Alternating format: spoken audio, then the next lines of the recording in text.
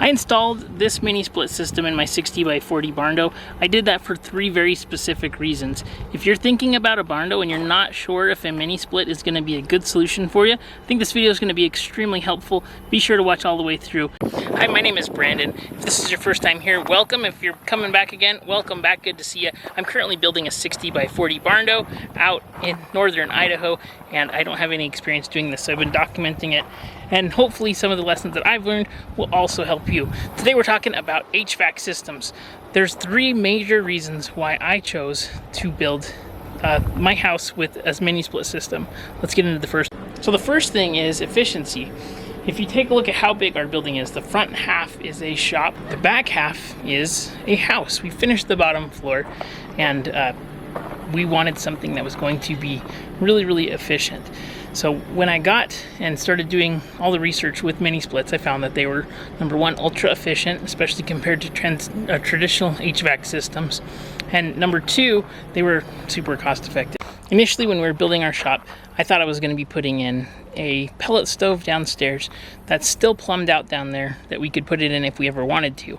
But our very first winter going through here, we didn't cut that in and put it in because it kind of was sitting out in the middle of the living room. We didn't want to disrupt the space. We wanted it to be open and not have a big thing blocking 2 sides. So we decided, let's not put it in. Let's see how the mini split does. The mini split that we have has what's called a heat pump on it, which is something that you're going to need if you live in a cold climate. Absolutely. I'm going to do a detailed of how we chose our mini split system and how we decided how big of a system to get and things like that in another video. But for now, the thing that we really needed was that it needed to be able to cool us down in the winter and then heat us up. Cool. The thing that we really needed it to do was to heat us up in the winter and cool us down in the summer. Now, we live in northern Idaho. It doesn't typically get much below, say, the 20s, generally speaking, in the winter. This past winter was extremely cold. On top of the fact that it was extremely cold, we're also not done with the actual building. During the winter, we didn't have the drywall done upstairs. So we had this big structure which has insulation all around it. We had the walls insulated. We don't have the ceiling insulated on the top story yet, but it was all open. It wasn't finished, so we had these giant holes that would basically pump heat into the shop here.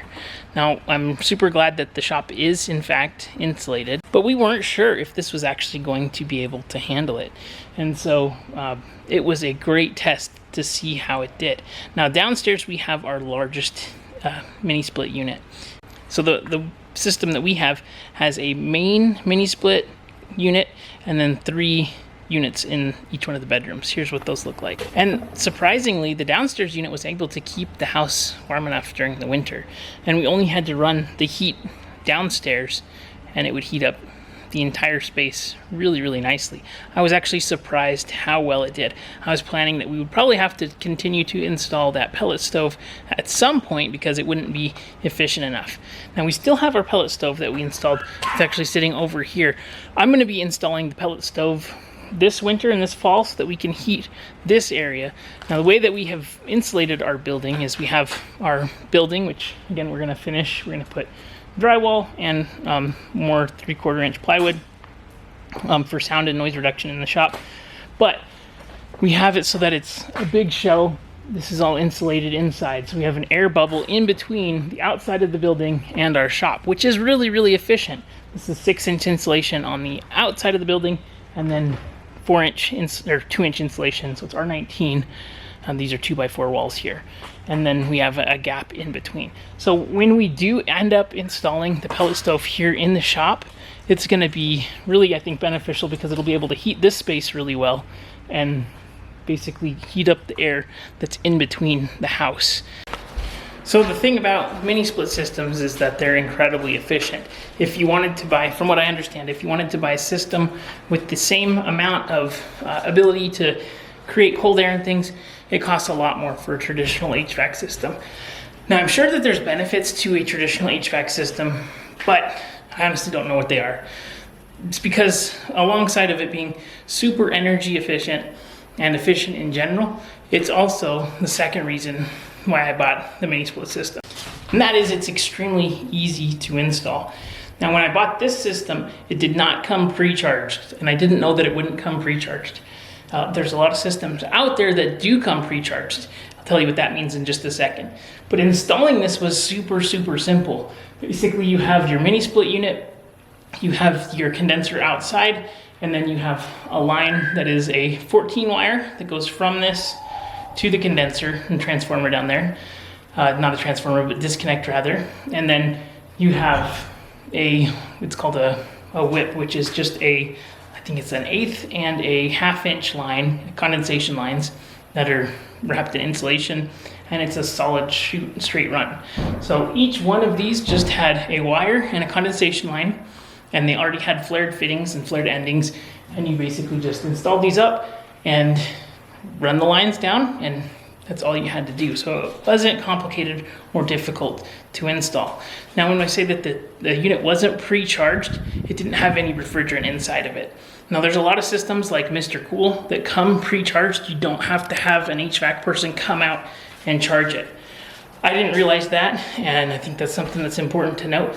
The other thing that's important to note is you can't use the heater when it's not charged with refrigerant. Again, I mentioned I have no experience doing this. I really didn't have any experience, so I thought, oh, probably doesn't use the same functionality for the heater. Truth is it does. If you want to use your heater, it just works the air conditioning in reverse, basically, is the simple way to understand it.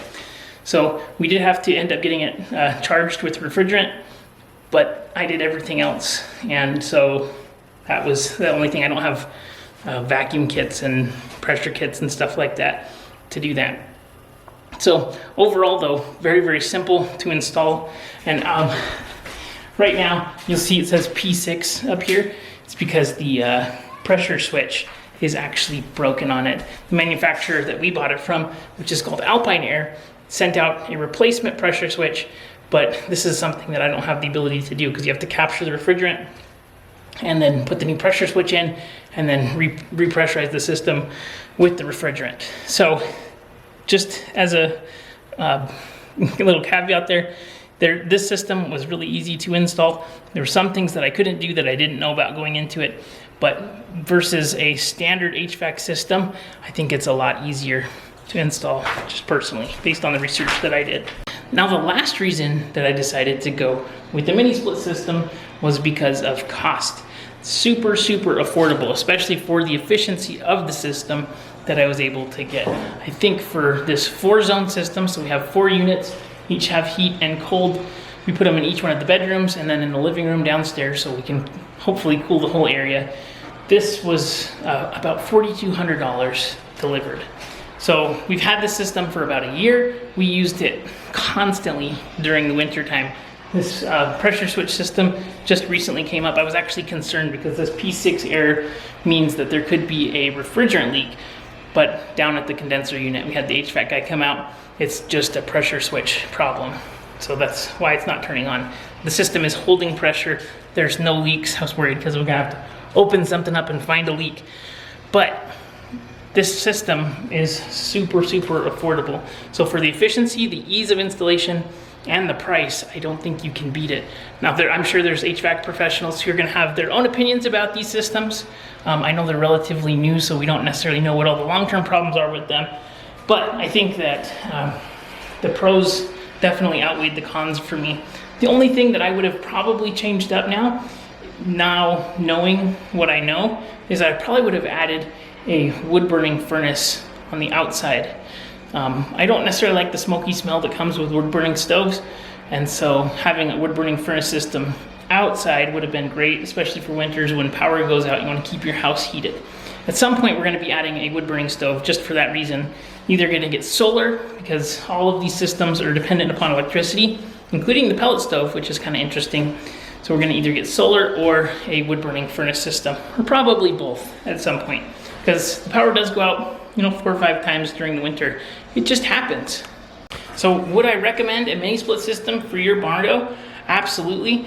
And again, I'm incredibly impressed that it was able to manage and heat the whole space, even when we didn't have drywall done upstairs. We had this big open hole going into the shop, cold air out there, and we were able to heat the space really, really well. So super cool.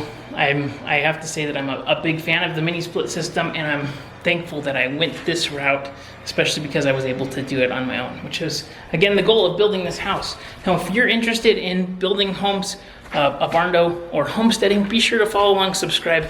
We're getting close to being done, kind of. We'll get done someday, but be sure to subscribe.